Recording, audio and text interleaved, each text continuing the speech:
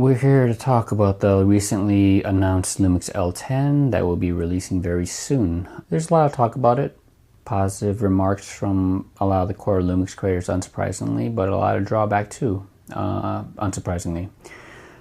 So I kind of want to address something that people are really talking about, and the people are questioning the value, whether it's worth $1,500, and whether it's worth that amount to a shooter is completely dependent on the shooter. But the way I see its value might be a little bit weird, but this is the way I see it. Imagine a smaller Lumix GH7 or a G9 Mark II that has 3 lenses that are pretty much permanently attached. Those lenses are the Leica 12mm 1.4, the Leica 15mm 1.7, and the Lumix Leica 12 to 35 2.8.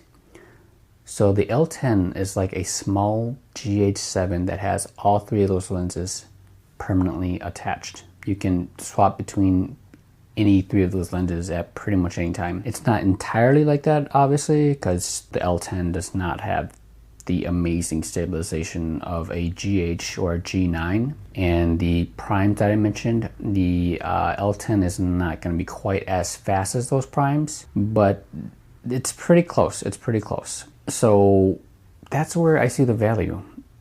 Imagine like a G9 Mark II with all those 3 lenses. That's going to be at least, I don't know, probably $2,500 or $3,000. So when you factor in all of that, you can kind of see where the L10's value is. And a lot of people will then come back with, well, that lens on the L10 has been available on the Deluxe and the LX100 camera since the mid-2010s. Yes, that's true. However, those cameras, the Deluxe and the LX100, the sensor in those cameras and the processor dates back to like 2018. The Deluxe 8 is just using a lot of the same internals as the 2018 LX100 Mark II. So that's where the L10 differentiates itself from those older cameras. And then next up, people will say, well, how can they price themselves around the same as like a Fuji x100 camera or a Ricoh camera? And what I want to say to that is that those cameras are using fixed lenses. Those fixed lenses, whether it be a Fuji X100 or a Sony RX1R camera, whatever, the primes on those lenses, you can buy lenses that have the same focal length and aperture as the primes on those. For the Lumix L10, you can't buy a 10.9 to 35 millimeter f 1.7 to 2.8, which is an equivalent of a 24 to 75. You can't get that on, your Fuji or your Ricoh or your Sony point and shoot. With the L10, you've got a lens formula you just can't replicate. There are no micro four thirds lenses that have that same formula as the Leica lens on the L10. Even though that Leica lens is pretty old at this point, there's still no micro four thirds lenses that come close to it. And that's where the value really is, in my opinion. A lot of people just refuse to see that. And man, if you just think that you can pop on, a slow, tiny zoom lens, whether it be a Panasonic one or Olympus one, or a giant zoom lens to get the look of the L10, then by all means go ahead. But those lenses are not technically matching the lens that comes on the L10. And of course the L10 lens doesn't cover the entire 4/3 sensor, and that's where a lot of the criticism comes also, is that, oh, you can't even use your full sensor.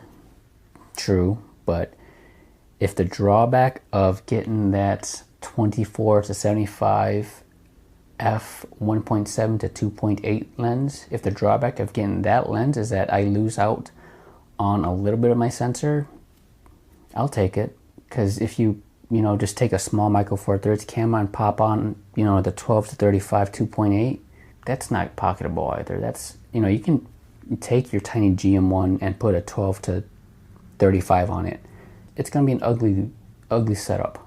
I see a lot of people are selling off these small interchangeable cameras to stress how big the L10 is. And yeah, that's true.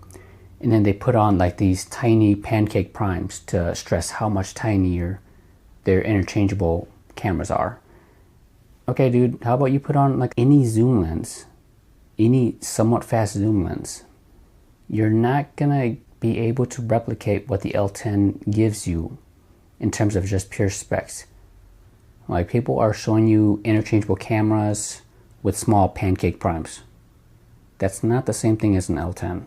So if you're gonna show off these tiny 10-year-old micro four third cameras like a GM1, and then you're gonna attach like a pancake 20mm 1.7, bro, that's not gonna give you the same coverage as the L10. And that sensor is like 10 plus years old. I mean, all in all, if you're just doing photography, yeah, for sure, just stick to these old tiny mirrorless cameras. They're freaking awesome for that. If you're even kind of interested in video, then the L10 will just absolutely wipe the floor with like a GM camera or any of those older micro four third cameras. So that's just some thoughts I have. It's really not organized very well, I'm gonna be honest, but I just want to get some thoughts out there. Because the L10 does have my interest right now, but I am waiting to see if they come out with like a GX camera in that body with interchangeable lens. That would be my dream micro four third cameras. If they just gave me a GH7 sensor with the body of the L10. Give me that and I'm good. My main point here is that the L10 is basically a small G9 Mark II with 3 different Leica lenses attached. Kinda, not entirely, but kinda.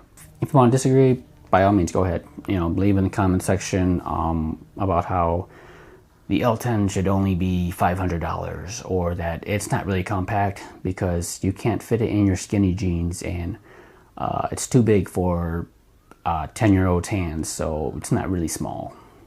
Yeah, whatever. I don't know. It is what it is. It raises my hopes for a new micro four thirds camera from Lumix. However, it is not a micro four thirds savior. That'll be my next video. Hopefully I'll have it out soon. So thanks for watching. Catch you later. See ya, guys. Peace out.